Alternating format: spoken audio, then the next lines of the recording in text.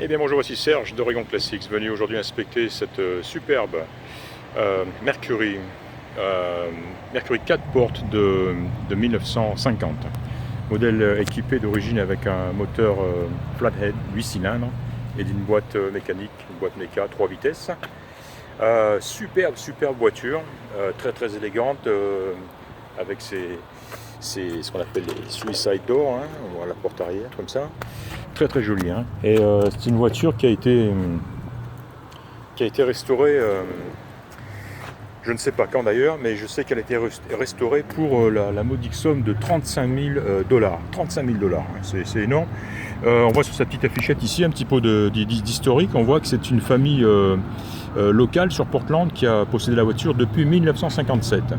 La restauration est récente, sans avoir de date, hein, mais voilà, comme je disais, pour donc un montant de 35 000 dollars.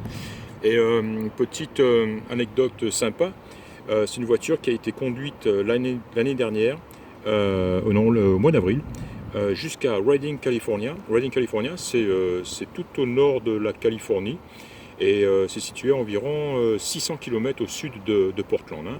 Donc c'est une voiture qui a fait la route, qui a fait 600 km aller-retour, au mois d'avril, donc c'est assez, ça cause comme on dit. Voilà, elle est superbe extérieurement, elle est pratiquement sans défaut, pratiquement parce que ce genre de voiture, il faut vraiment chercher pour trouver les défauts. La peinture est superbe, magnifique peinture. Il n'y a pas une bulle, il n'y a pas un scratch, il n'y a pas une rayure, il n'y a absolument rien. Le seul défaut que j'ai trouvé, il est sur le pare-choc arrière. Et on voit ici le chrome qui est oxydé. Voilà.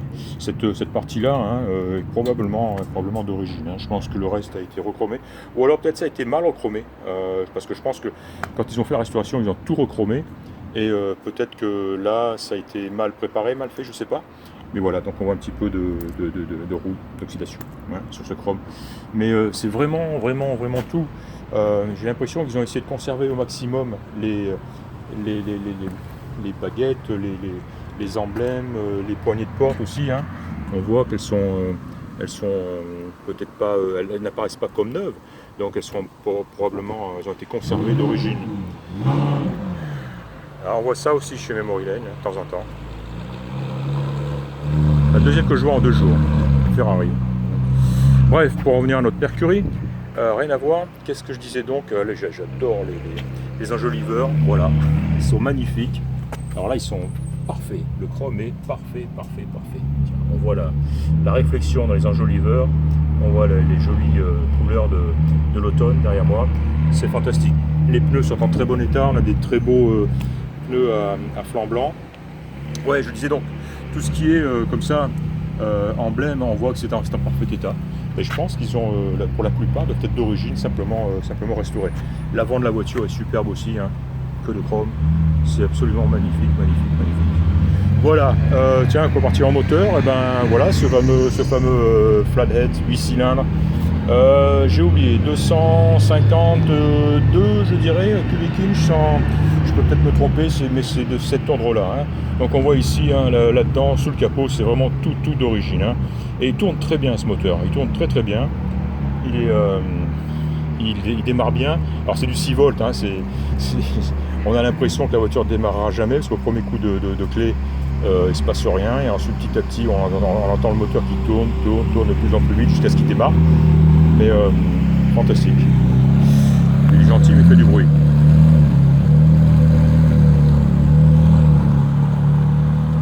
Voilà. Au revoir la Ferrari. Bien, ouais, donc un moteur qui tourne très bien. Il fait chaud aujourd'hui à Portland, en ce mois d'octobre. Il doit faire dans les entre 20 et 25 degrés, je sais pas. Et j'ai fait un long tour de conduite avec. J'ai même laissé tourner le moteur, voiture à l'arrêt. Et voilà, aucun signe de surchauffe. On voit pas d'écoulement d'eau, pas de débordement, pas de fumée, rien. Voilà, que dire d'autre? Les glaces aussi sont en parfait état. J'aime beaucoup le split window à l'avant, bien sûr. Donc toutes les glaces sont parfaites. Et alors, ce qui est beau à voir, c'est toutes les feutrines, les lèche-vitres et tout ici qui sont en excellent état. Et les 4 vitres montent et descendent avec une facilité incroyable, hein. C'est sans effort, voilà, effortless, hein, comme on dit ici. Et voilà, comme je le disais, les feutrines sont neuves, et tous les petits boutons de verrouillage de porte aussi, c'est nickel, ça marche super bien, c'est un régal. Les déflecteurs, ah oui, tous les joints de porte aussi sont dans un état neuf, absolument neuf. Est-ce qu'on les voit ici? On les devine, j'imagine, à la vidéo là. Ouais, voilà, on les voit, hein, c'est nickel. Même la porte arrière, voilà, hein, les fenêtres qui montent et qui descendent, le verrouillage de la même manière.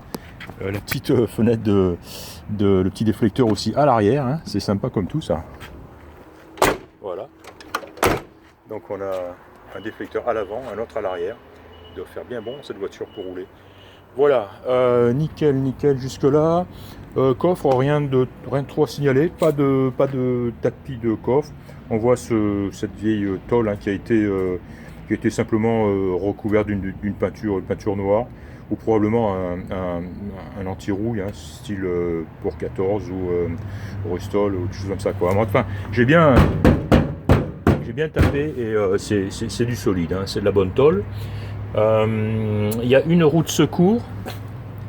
Alors ça m'a l'air d'être un très vieux pneu. Il n'est pas en carcasse radiale, hein, mais ça c'est un vieux pneu.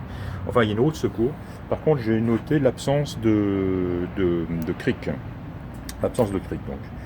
Voilà, donc un très joli coffre sain. Là aussi, un joint de coffre aussi nickel, neuf, comme tous les autres joints sur la voiture. Voilà, vitre arrière aussi en parfait état.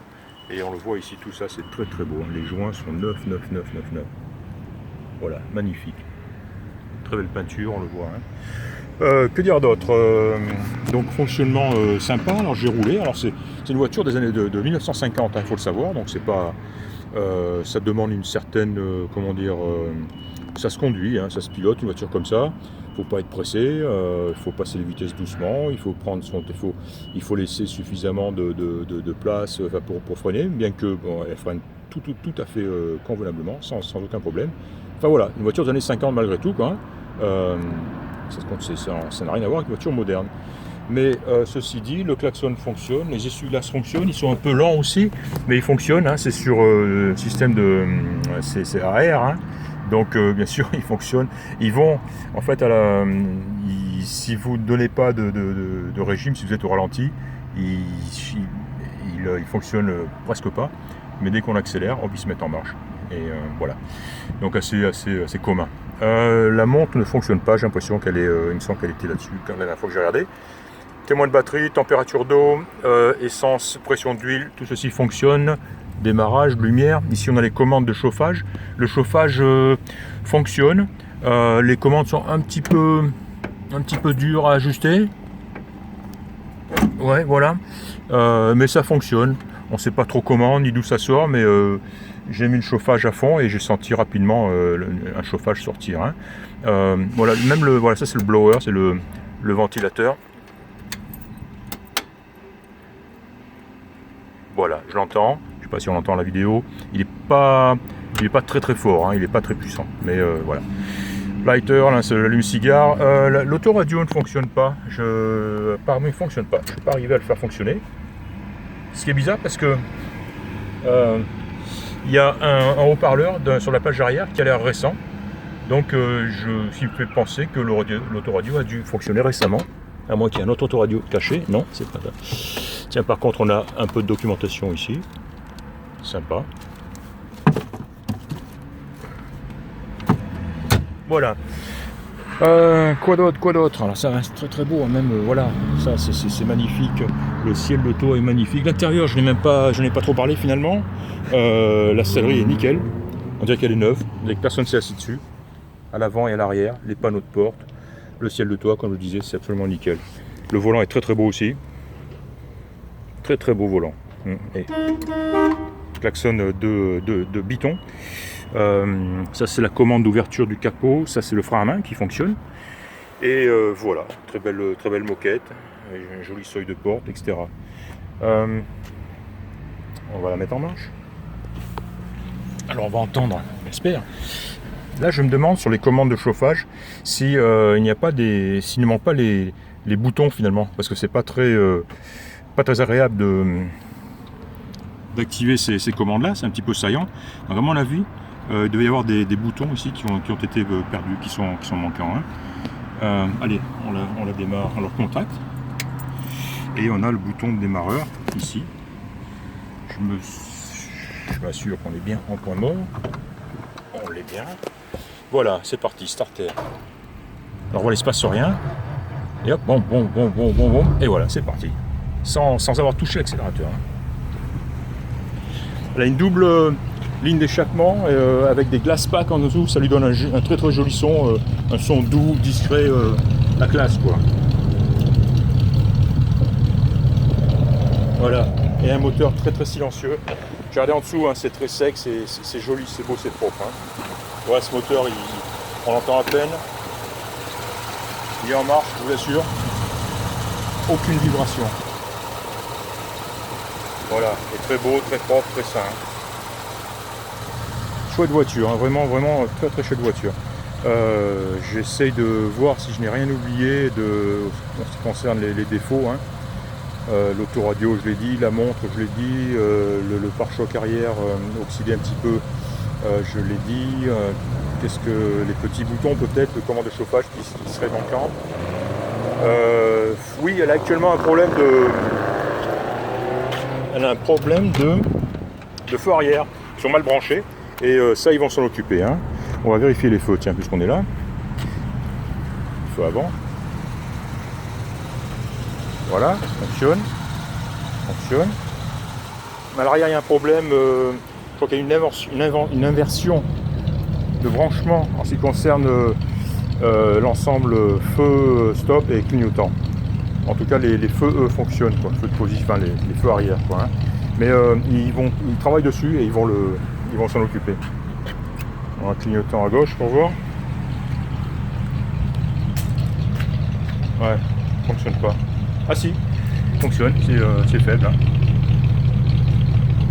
Hein. C'est vraiment faible. Hein. Alors c'est peut-être pour ça, hein. C'est peut-être là qu'est le problème, mais encore une fois, ils vont s'en occuper. À l'avant, ouais, le clignotant fonctionne. D'accord. Bon, j'imagine que ça sera pareil côté droit, hein, mais bon voilà, ça sera vérifié de toute façon. Voilà. Je pense que cette fois j'ai fait le tour. Hein. Alors elle est vraiment superbe. Hein. On voit les 35 000 $ de restauration. On les voit. Quoi. On voit où ils sont passés. Hein. Voilà. Superbe. Voilà. C'est bon. J'ai pris pas mal de photos.